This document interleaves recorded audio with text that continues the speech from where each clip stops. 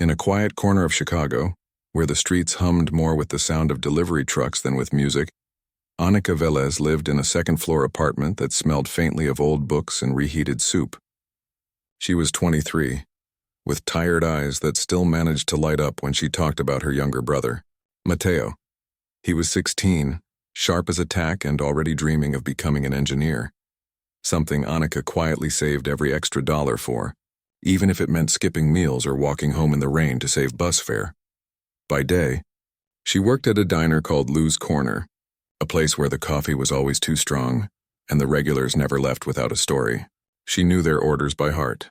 Mr. Delgado liked his eggs scrambled with extra cheese. Mrs. Nguyen always asked for a side of toast even though she never ate it. And the two guys who came in every Thursday after their shift at the warehouse always argued about baseball, but split a slice of pie like old friends. Annika moved through her shifts with quiet efficiency, smiling when needed, listening when asked, and disappearing into the background when she wasn't. But when the diner closed and the last customer left, that's when her real life began. Back in her apartment, past midnight with Matteo already asleep in the other room, Annika would pull out her cello. It wasn't fancy, just a student model she'd bought secondhand years ago with money saved from babysitting. The wood was scratched, the bow hairs frayed, and one of the tuning pegs never quite held. But to her, it was everything. She'd sit on the edge of her worn-out couch, tuck the cello between her knees, and let her fingers find their place on the strings. No sheet music, no metronome, just her, the instrument, and the silence of the night. She hadn't played for anyone in years. Not since high school, when her music teacher had told her gently but firmly that she just didn't have what it took to go further. Those words had stuck like glue. She'd packed the cello away after graduation, convinced that music was a luxury she couldn't afford. Not when rent was due, not when Matteo needed new shoes, not when life kept throwing curveballs that demanded both hands to catch. But music never really left her. It lived in the way she hummed while washing dishes, in the rhythm of her footsteps on the sidewalk, in the quiet sigh she let out when a song came on the radio that reminded her of her mother. Her mom had been the one who first put a tiny violin in her hands when she was 5, who stayed up late listening to Annika's squeaky beginner attempts, who always said, "Music isn't about being perfect, it's about saying something words can't." Her mom had passed away when Annika was 16, right after Matteo was born. From that moment on, Annika became both sister and parent, protector and provider. Music became a secret thing, something she did only when no one was watching. Like a prayer she didn't want overheard. One rainy Thursday afternoon, as she wiped down the counter at Lou's, she overheard two regulars talking near the window booth. They were musicians themselves, part of a small local group that played chamber music in community centers and libraries. One of them mentioned an upcoming open audition for a new ensemble they were forming. "Not looking for flashy," the man said, stirring his coffee. "Just someone who can make you feel something with a single note." Annika froze, rag in hand. Her heart thumped in a way it hadn't in years. That night, after tucking Matteo in and checking that his homework was done, she sat with her cello longer than usual. She dug out an old folder of sheet music from under her bed, yellowed pages marked with pencil notes from a lifetime ago. Among them was a passage from Dvořák's Cello Concerto, the very piece her high school teacher had made her play during her final evaluation. She remembered how her hands had shaken, how her bow had slipped, how the room had felt like it was closing in. But now, years later, she tried it again. Slowly at first, then with more confidence. The notes weren't perfect, but they carried something deeper, something shaped by long nights, missed chances, and quiet strength. She played until her fingers ached, until the streetlights outside flickered on, until the city settled into its nighttime rhythm. The next morning, she looked up the audition details online. It was in 2 weeks. The location was downtown, in a converted warehouse space known for hosting indie art shows and experimental performances. There was no fee to audition, just a request to prepare a 3-minute excerpt from any classical piece. Simple enough, except for the fact that Annika hadn't played in front of anyone in nearly a decade. She told no one at first, not even Matteo. But he noticed something different. The way she lingered by the window after dinner, the extra care she took with her hands, the soft humming that followed her around the apartment. One evening he caught her practicing in the living room, eyes closed, lost in the music. "You're gonna play for people again?" he asked, leaning against the doorframe. She stopped mid-note, startled. "I don't know," she said honestly. "Maybe," Mateo just smiled. "You should. You sound like Mom used to describe you. Like someone telling a story without words." His words wrapped around her like a warm blanket. For the first time in years, she let herself imagine it. Walking into that audition room, setting down her case and playing not to prove anything, but simply to share what lived inside her. She started practicing every night, carving out time between shifts and chores. She recorded herself on her phone, listened back and winced at the mistakes, but also heard something else. A voice. Not loud, not showy, but real. The kind of sound that doesn't demand attention but earns it. The days ticked by. She bought new rosin for her bow, patched the frayed edge of her case with duct tape, and even ironed her one nice blouse, the one she'd worn to her high school graduation. She didn't expect to get in. She didn't even expect to finish her piece without freezing up. But something inside her had shifted. It wasn't about being chosen anymore. It was about showing up. For herself, for her mom's memory. For the girl who once believed music could be her home.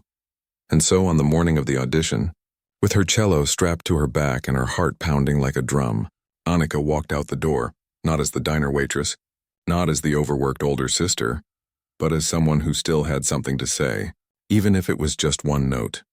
The morning of the audition, Annika woke before sunrise. The sky outside was still dark, the streetlights casting long shadows across her bedroom wall. She sat up slowly, her stomach already tight with nerves. She'd barely slept, replaying every possible mistake in her head. What if her hands shook? What if she forgot the notes? What if they laughed? She made coffee, weak because she was saving the good beans, and sat at the small kitchen table staring at her cello case. It looked so ordinary, so unassuming.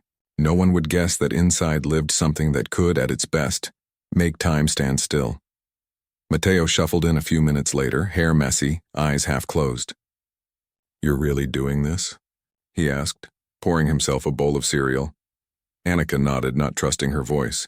He sat across from her, crunching loudly. After a moment, he said, "You know, I've never heard you mess up." "Not once," she almost laughed. "That's because you've only heard me when I'm alone." "Maybe," he said, shrugging. "But I think you're harder on yourself than anyone else ever was." She reached across the table and squeezed his hand. That small gesture said everything she couldn't. By 9 a.m., she was downtown, standing in front of a brick building with tall windows and a faded sign that read, "The Loft." Her palms were sweaty. She adjusted the strap of her case, took a deep breath, and walked in. Inside, the space was airy and bright, with wooden floors and exposed beams. A few people were already there, tuning instruments, chatting quietly, flipping through sheet music. They all looked like they belonged, polished shoes, crisp shirts, expensive-looking cases. One woman was warming up on a cello that gleamed like polished amber. Annika suddenly felt like she'd walked into the wrong room wearing yesterday's clothes. She found a corner and sat down, keeping her head low. She didn't want to draw attention, but eyes kept glancing her way, curious, maybe even skeptical. She recognized one of the auditioners from a local music school poster she'd seen downtown. Another looked like he'd played in orchestra since he was 5. She felt like an imposter. Then he walked in. Tall, sharp-featured, with a violin case that probably cost more than her monthly rent. He moved with the kind of confidence that came from years of being told you're the best. He nodded at a few people, exchanged a few words, then sat near the front, flipping through his own music with a calm that made Annika's stomach twist. Later, she'd learn his name was Julian Hartwell, the founder of the ensemble, a respected violinist and the person who'd ultimately decide who stayed and who left.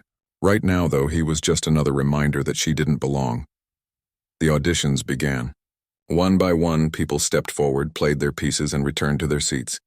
The music was beautiful, flawless even, but it felt distant, like watching a perfectly rehearsed performance through glass. Annika listened carefully, trying to calm her racing thoughts. She reminded herself, you're not here to compete. You're here to share. When her name was called, her legs felt like lead. She walked to the center of the room, heart hammering. The floor creaked under her worn-out shoes. She set down her case, opened it slowly, and lifted out her cello. A few eyebrows raised. She saw Julian glance up, then looked back down at his notes without interest. She sat, adjusted her posture, tucked the cello into place. The room was silent now, waiting. She raised her bow, and then she played. Just one note. It wasn't planned. She'd meant to start the Dvořák excerpt, the one she'd practiced for weeks. But as the bow touched the string, something deeper took over. That single note rang out, warm, rich, full of longing. It wasn't loud, but it filled the space like a held breath. For a split second, time seemed to stop. Julian looked up. The woman by the window stopped fiddling with her sheet music. Even the street noise outside seemed to hush. Annika felt it too, the weight of that note, the truth in it. It carried everything. Her mother's lullabies, her brother's laughter, the loneliness of late nights, the quiet hope that maybe, just maybe, she still had something worth offering. But then reality crashed back in. Her hands trembled. Her mind went blank. The next note wouldn't come. Panic surged through her chest like ice water. She couldn't do it.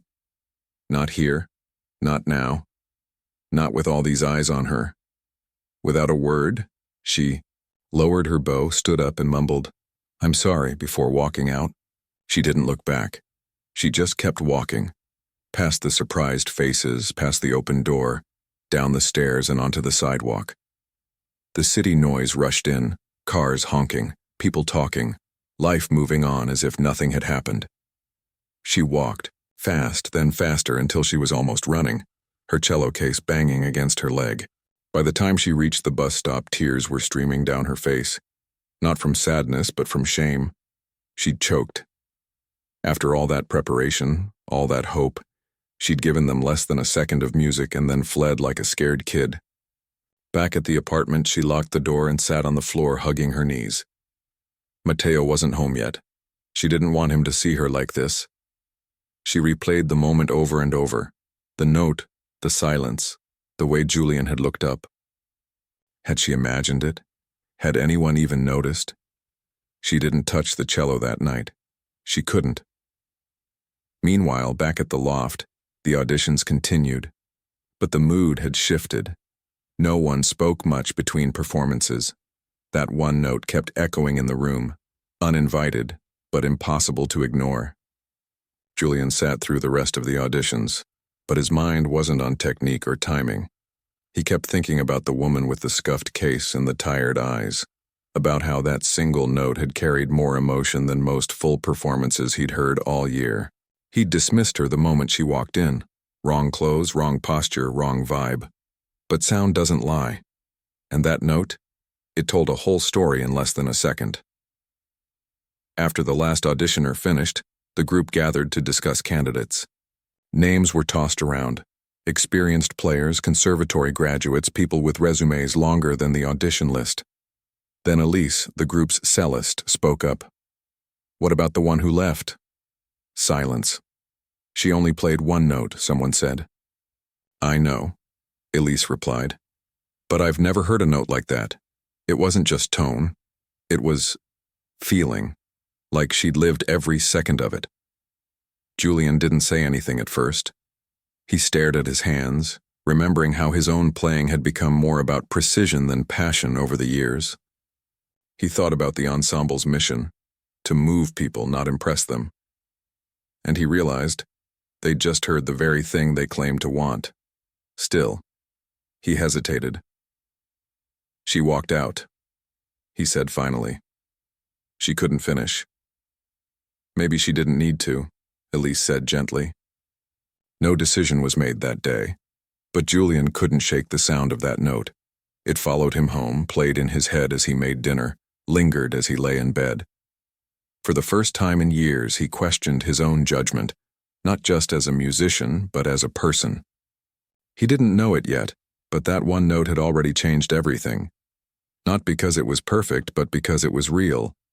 And sometimes, in a world full of polished performances and rehearsed smiles, real is the rarest thing of all. Annika, meanwhile, had no idea any of this was happening. She was back at Lou's the next day, pouring coffee and wiping counters, trying to forget the whole thing ever happened.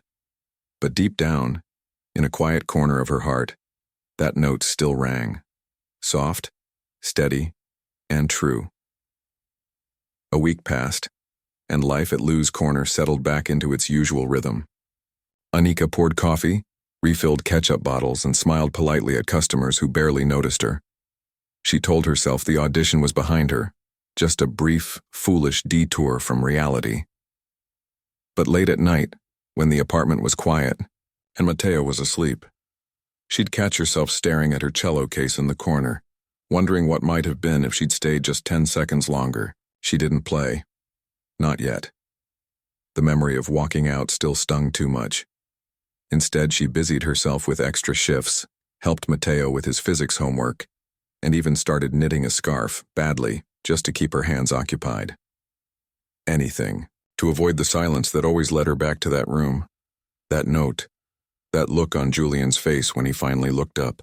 But the past has a way of catching up, even when you're trying to outrun it. One rainy Tuesday afternoon, just as the lunch rush was winding down, a woman walked into the diner. She wasn't a regular. She wore a long coat, carried a sleek instrument case, and scanned the room with calm, searching eyes. When she spotted Anika behind the counter, she smiled. Not the polite kind, but something warmer, like she already knew her. "Anika?" the woman asked, stepping closer. Anika nodded, wiping her hands on her apron. "Can I help you?" "My name's Elise," the woman said. "I was at the audition last week." Anika's stomach dropped. She glanced toward the kitchen, half hoping her manager would call her away. "Oh," she managed. "Right." Elise didn't seem bothered by the cool response. She slid into a booth near the window and gestured for Anika to join her during her break. "Just 5 minutes," she said gently. "Please." Anika hesitated, then nodded. 10 minutes later, with a cup of coffee in front of her and her apron still on, she sat across from Elise, bracing for criticism or pity. But Elise surprised her. "That note you played," she began, her voice low and sincere. "It stayed with me, with all of us." Anika looked down at her hands. "I didn't even finish." "You didn't need to," Elise said. "Music isn't always about how much you play. Sometimes it's about what you say in the first breath."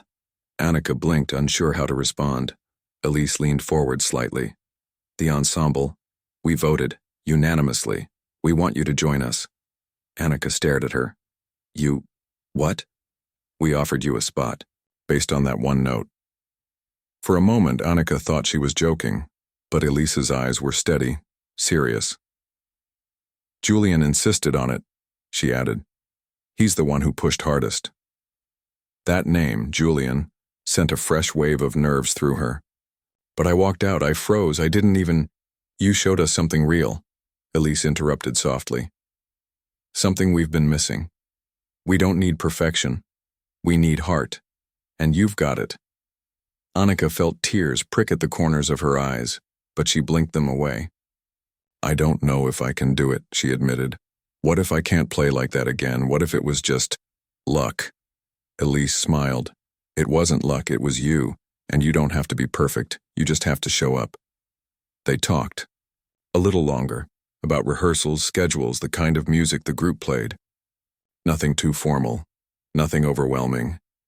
Just enough to make the offer feel real, not like a dream she'd wake up from. When Elise left, she handed Anika a small card with a date and time for the first rehearsal. "No pressure," she said at the door. "But we'd be honored if you came." After she left, Anika stood behind the counter, the card trembling slightly in her hand. Part of her wanted to say yes immediately, but another part, the louder, older part, whispered doubts. "You're not ready. You'll embarrass yourself. They'll realize they made a mistake." That night, she finally opened her cello case. Not to play, just to look. She ran her fingers over the wood, remembering how it had felt to draw that note into the air.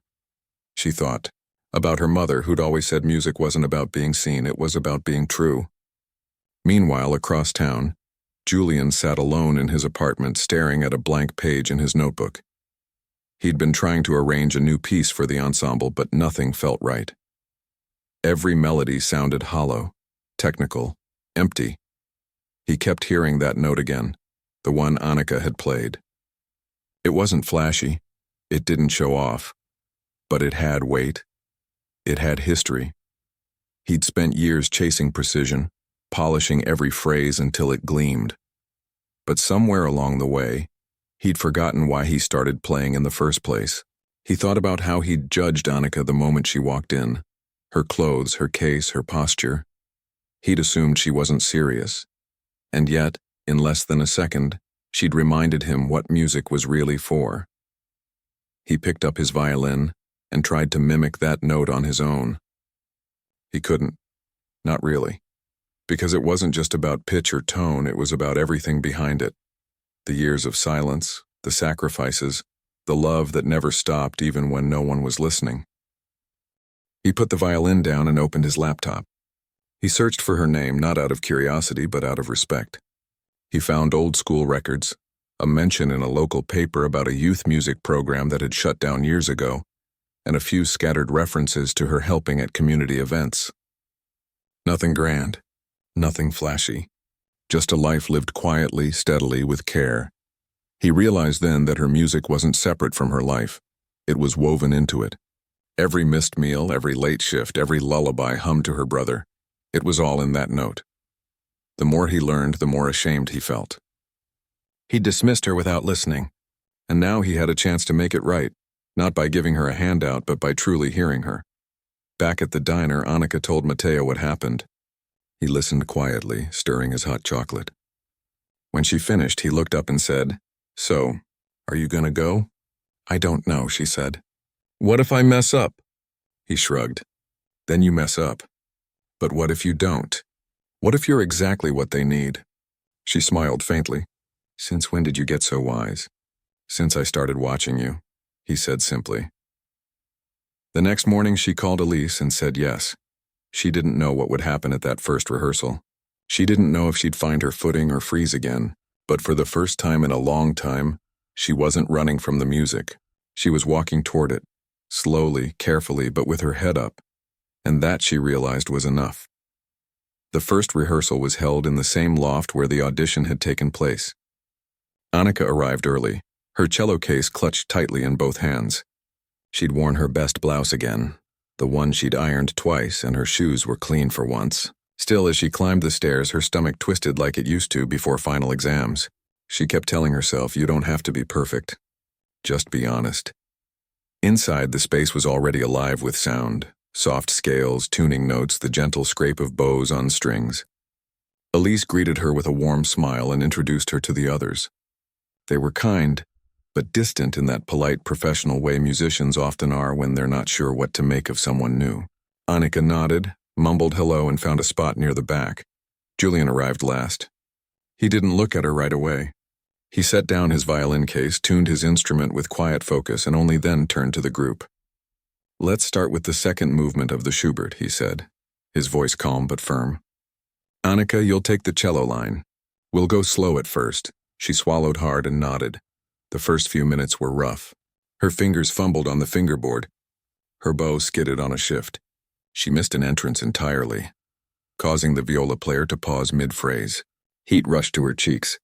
She could feel their eyes, not unkind but expectant, waiting to see if she belonged. Julian stopped the group. "Let's take it from measure 32, he said. "Annika, watch the tempo here. You're rushing." His tone wasn't harsh, but it felt like a spotlight. She tried again. This time she held back too much, dragging the phrase until it lost its shape. Frustration bubbled inside her. She wasn't used to playing with others, only alone in the dark where mistakes disappeared into silence. After the third attempt, Julian paused again. "You're thinking too much," he said, glancing at her. "Just play what you feel. That should have helped." But it didn't, because what she felt was fear. They moved on to another piece, then another. Annika kept trying, kept missing cues, kept shrinking into herself. By the end of the 2-hour session, she was exhausted, not from playing, but from trying so hard to prove she deserved to be there. As everyone packed up, Julian approached her. "You've got the notes," he said carefully. "You just need to trust yourself." She looked down. "I'm not sure I know how." He hesitated, then said, "Maybe start by trusting us." She didn't answer. She just zipped her case and walked out. That night, she barely slept. She replayed every mistake, every awkward silence, every glance she imagined was judgment. She almost texted Elise to say she couldn't do it, but something stopped her. Maybe it was Mateo's voice in her head, or maybe it was the memory of that single note that had changed everything. The next rehearsal wasn't much better. She was tense, stiff, disconnected. Julian tried to help, offering suggestions, slowing things down, but his words kept coming out like corrections, not collaboration. During a break, while the others chatted near the window, Annika sat alone, staring at her hands. Finally, she couldn't take it anymore. "Can I say something?" Her voice was quiet, but it cut through the room. Everyone turned. She looked straight at Julian. "You wanted that one note, right? The one I played at the audition?" He nodded slowly. "That note didn't come from technique," she said. "It came from years of silence, from playing when no one was listening, from loving music even when it felt like it didn't love me back." She took a breath. "If you want more than that one note, you can't just tell me to trust myself. You have to listen, not just to my cello, but to me. To what I'm trying to say." The room went still. Julian didn't speak for a long moment. Then he said, "You're right. It wasn't an apology exactly, but it was close enough." From that day on, something shifted. At the next rehearsal, Julian didn't just hand her sheet music and expect her to follow. He asked her questions. "How do you hear this phrase? What does this passage mean to you? Would you play it differently if it were your own?" At first, she didn't know how to answer, but slowly she began to open up. She told them about how she'd learned to play by ear after her school cut the music program, how she'd taught herself vibrato by watching old videos on a cracked phone screen, how she'd composed little melodies for Mateo when he couldn't sleep. And then, one evening, during a late rehearsal when everyone else had gone home except her and Julian, she did something she hadn't done in years. She played something of her own. It wasn't long, just a short piece she'd written for her mother's birthday years ago. No title, no fancy structure, just a simple melody that rose and fell like a sigh. She played it softly, eyes closed, fingers moving like they remembered a language her mind had forgotten. When she finished, Julian didn't clap. He didn't say brilliant or amazing. He just sat quietly for a moment, then said, "That's the sound we've been missing." From then on, rehearsals changed. They weren't just about playing the right notes at the right time. They became conversations, musical, yes, but also human. Annika started offering ideas. She suggested a slower tempo in one section, a different bowing in another. At first, she spoke hesitantly, but the more they listened, the more she believed her voice mattered. Julian, too, began to soften. He still held high standards, but he stopped treating music like a competition.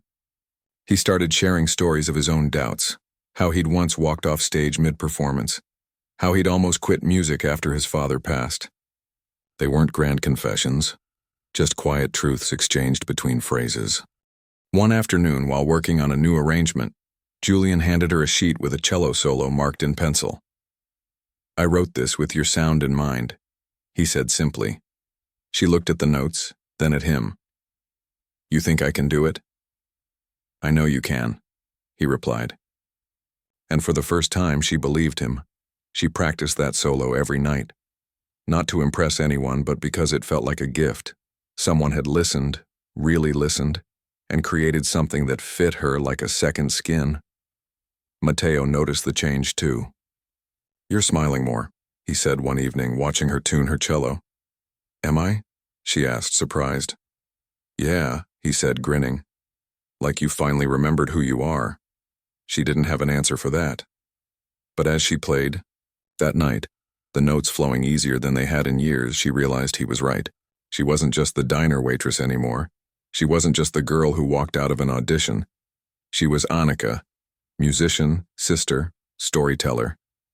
And her music, imperfect as it was, finally had a home. The night of the concert arrived with a soft autumn chill in the air. Outside the historic theater downtown, people milled about in light jackets, chatting under golden streetlights. Inside, the lobby buzzed with quiet excitement.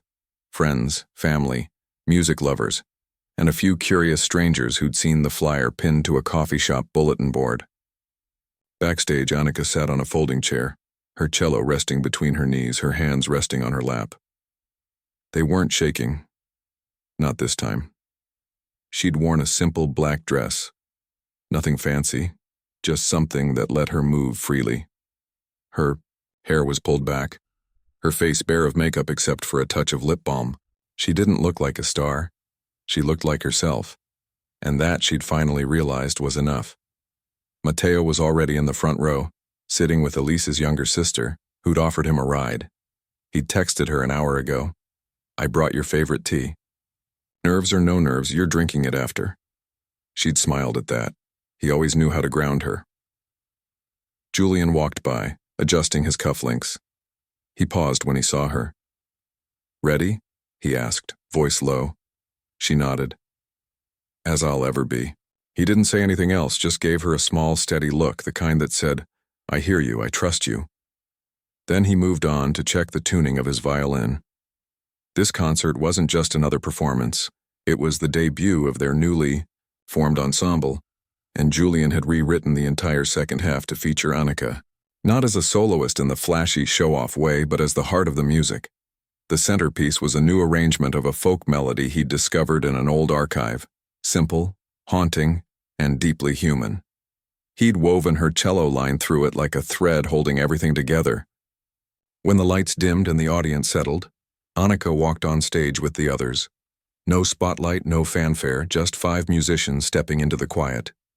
She sat, adjusted her posture, and waited. The first piece was light, playful, something to warm the room. She played well, but her mind was already on what came next. Then, after a brief pause, Julian raised his bow. The opening notes of the folk arrangement began. Soft, sparse, like footsteps in snow. And then it was her turn. She drew her bow across. The strings and the first note bloomed into the space like breath on a cold morning. It wasn't the same note from the audition, not exactly. This one carried more confidence, yes, but also tenderness, history, gratitude. She played the melody slowly, letting each phrase breathe. She wasn't thinking about technique or timing. She was remembering, her mother humming lullabies, Matteo falling asleep to her late night practicing, the quiet strength of showing up even when no one was watching. Halfway through, she closed her eyes. The music wasn't hers alone anymore. It belonged to the room, to the people listening, to everyone who'd ever felt unseen but kept going anyway. When the final note faded, there was a silence so deep you could hear the hum of the theater lights. Then, applause.